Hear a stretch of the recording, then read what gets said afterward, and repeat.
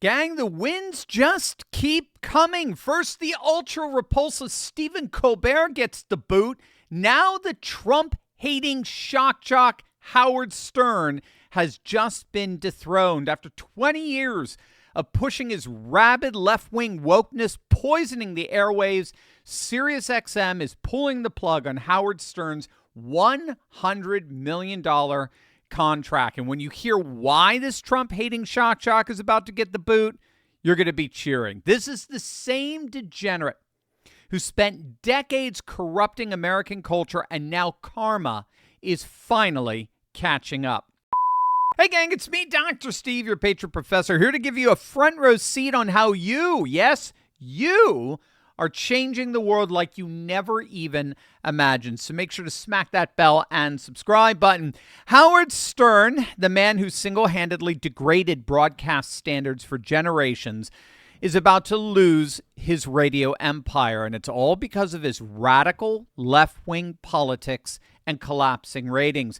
SiriusXM insiders are saying that they're planning to make him an offer they do not intend for him to take because his show is simply no longer worth the investment. And get this, according to reports, his audience has crashed from a high of 20 million loyal listeners to now just a pathetic 125,000.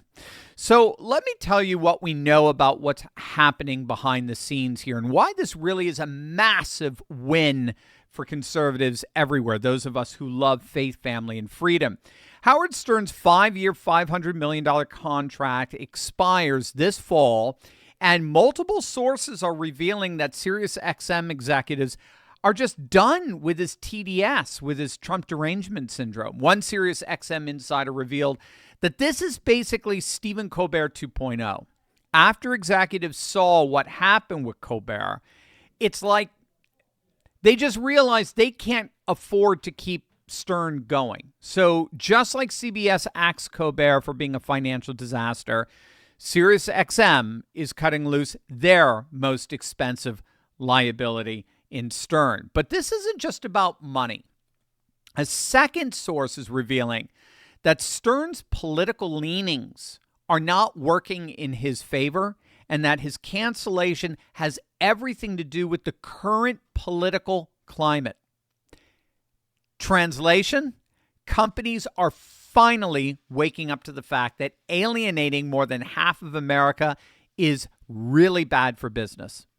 Wokeness is dead, and patriotism and America first is the wave of the future. Now, do you remember what Stern said? It was just months ago about Trump supporters. It was during the election, during the campaign. He said, and I quote, "I hate the people who vote for Trump. I think they're stupid.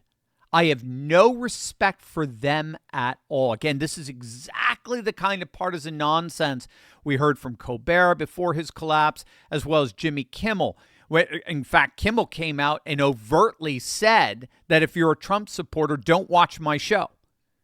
Don't watch it's not even going to be good riddance. It's just riddance. Go away. And Jimmy, I can assure you, you didn't need to tell us that. We were nowhere near you to begin with. But again, that's narcissism for you. Whatever you think of this guy, Howard Stern, whatever you thought of him, say, like before 2020 and maybe how he was sort of this, cutting edge kind of guy, after 2020, he went completely woke. The guy who built his entire career on being anti-establishment suddenly transformed into the biggest pathetic shill for the establishment imaginable. He actually went so far as to say that people who didn't get vaccinated should be denied hospital access. Do you remember that? He literally said that if you didn't get vaccinated, you should be allowed to die. Now, again, the inflammatory nature of statements like that, that's not the issue.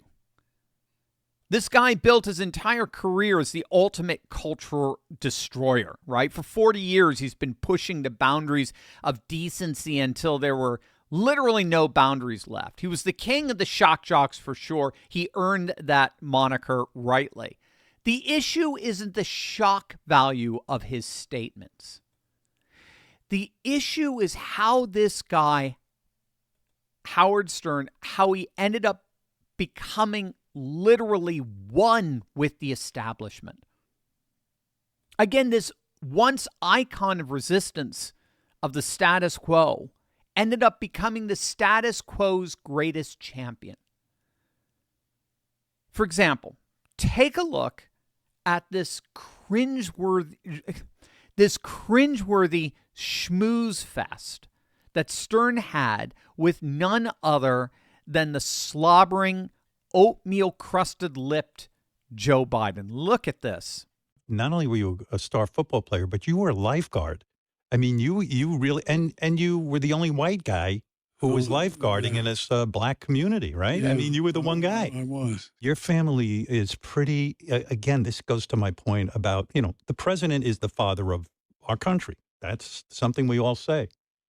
And I think your family is so extraordinary because of the way they've conducted themselves and how they are with you, that I feel you have a lot to give to the presidency. These are my feelings. It's pretty amazing family. And I'm proud of it. I submit for your approval that when you have a loving family like that, you got a lot to give because you get so much from them. You're the kind of leader I love because we're lucky to have you in the Oval Office and serving as the father of the country. Because if you're a good father to your family, which you are, I know you'd be a good father to the country. And I want to thank you for providing a calming influence, an organized administration post-COVID, getting that vaccine out, getting NATO, getting us to feel comfortable, standing up to Putin.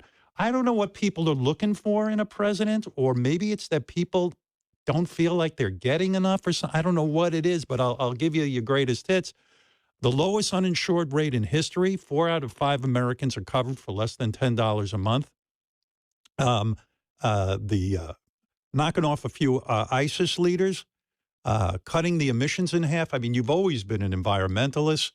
Even the marijuana reform laws, enough with sitting there and fighting that battle. Respect for Marriage Act. What the hell is with people with this gay stuff? Who cares if someone's gay? I mean, how is it affecting anybody? People in love, it's good, right? Love is good. I mean, now, I don't know what's more cringeworthy. The way Stern slobbered all over Biden, who didn't even look like he knew where he was.